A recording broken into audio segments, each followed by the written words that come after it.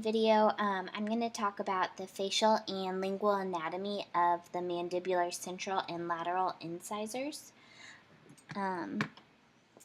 Here we have the central incisors, and they're the smallest teeth in the mouth.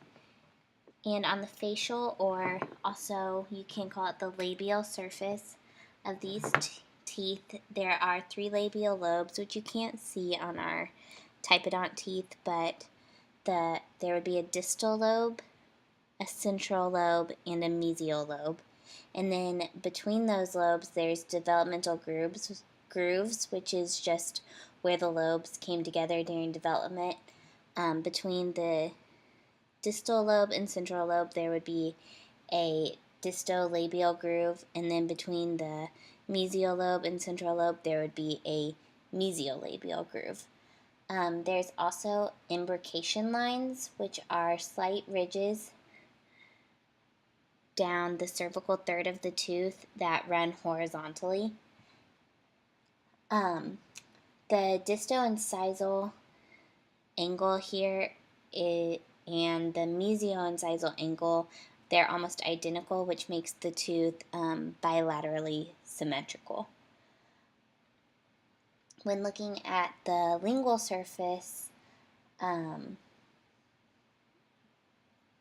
there's one lobe, and then there is the cingulum here, and that is just a raised rounded area on the cervical third of the lingual surface of most teeth.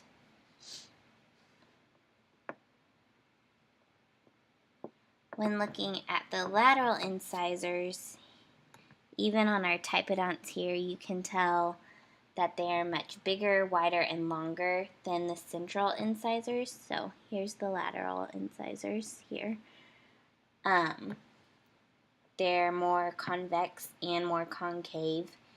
They also have 3 labial lobes, distal, central, and mesial. And they have developmental grooves that, if you were looking at a real tooth, would be deeper than the developmental grooves on a central incisor. On the lingual side, it's more common for them to have a deeper lingual pit. They also have the cingulum, and that's about it for the anatomy of the mandibular incisors.